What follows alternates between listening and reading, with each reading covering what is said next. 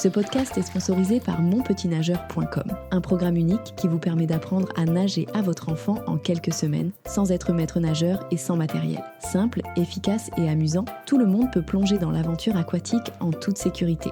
Alors rendez-vous sur monpetitnageur.com. Maintenant, place aux aventures de Lily et Loulou.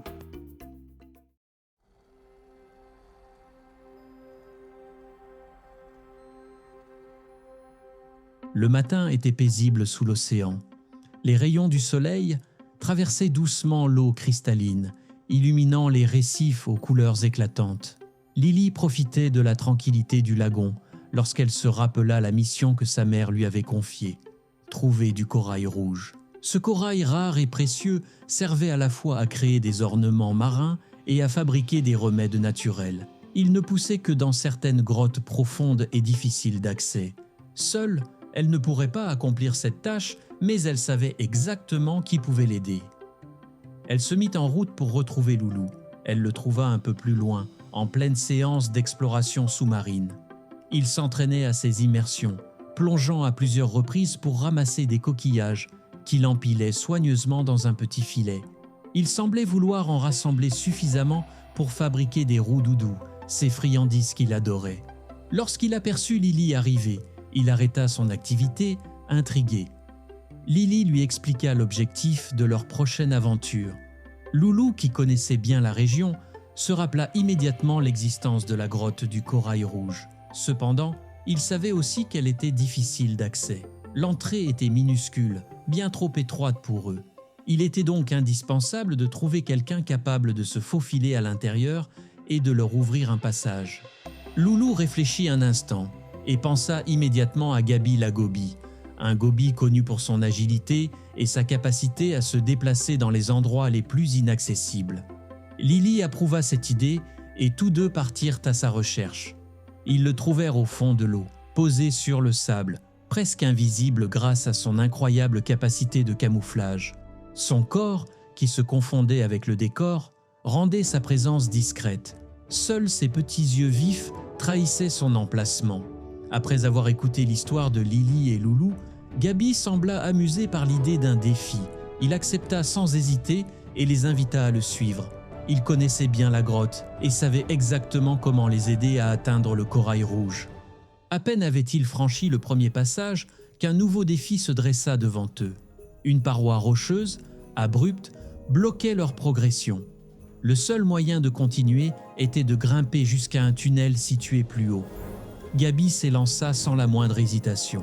Grâce à ses ventouses naturelles, il escalada la paroi avec une facilité impressionnante, trouvant des prises invisibles aux autres. Il semblait presque danser sur la roche, se propulsant avec précision. Lily et Loulou, en revanche, rencontrèrent davantage de difficultés. Lily, grâce à sa souplesse et son agilité, parvint à repérer les prises solides et à grimper avec précaution. Loulou, lui, trouva l'exercice plus compliqué. Plusieurs fois, il glissa, manquant de tomber dans les profondeurs du canyon sous-marin. Mais sa persévérance prit le dessus, et après quelques tentatives supplémentaires, il rejoignit enfin ses amis au sommet. Le deuxième obstacle était franchi. Le dernier passage menant à la grotte du corail rouge ressemblait à un sentier brisé. De grandes pierres plates étaient éparpillées ici et là, formant un chemin irrégulier au-dessus du vide. La seule manière d'avancer était de sauter de roche en roche, en évitant de glisser dans les failles profondes qui les séparaient. Gabi, toujours aussi confiant, s'élança en premier. D'un bond précis, il atteignit la première pierre, puis la seconde, progressant avec une facilité déconcertante. Lily suivit avec prudence, utilisant son agilité pour bien calculer chacun de ses sauts. Loulou, quant à lui, prit un peu plus de temps. Il analysa soigneusement la distance entre chaque pierre avant de se lancer. À un moment, il glissa légèrement, mais parvint à se rattraper in extremis, évitant une chute potentiellement dangereuse. Après plusieurs bonds bien exécutés, ils atteignirent enfin l'entrée de la caverne du corail rouge. L'endroit était féerique. Une lumière filtrante baignait la grotte d'une lueur rougeâtre, mettant en valeur les magnifiques formations de corail rouge qui tapissaient les parois. Cependant, un dernier problème persistait.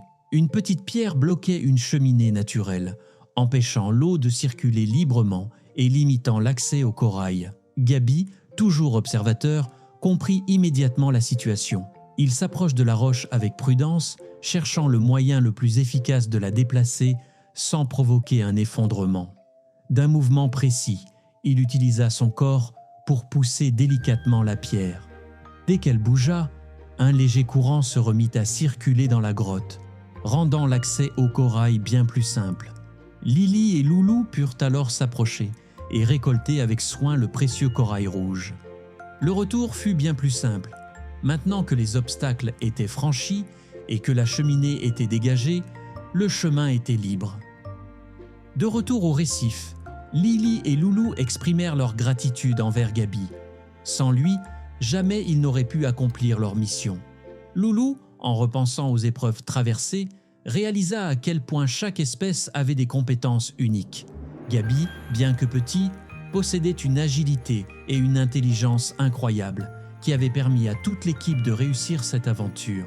Lily promit qu'il reviendrait lui rendre visite, car elle était certaine qu'il aurait encore beaucoup de choses qu'à leur apprendre. Alors que le soleil descendait à l'horizon, projetant ses dernières lueurs dorées dans l'eau, Lily et Loulou repensaient à leur aventure du jour. Ils avaient appris que la patience et l'adaptabilité étaient des atouts essentiels pour surmonter les défis. Et surtout, ils savaient qu'une nouvelle aventure les attendait, quelque part sous l'océan.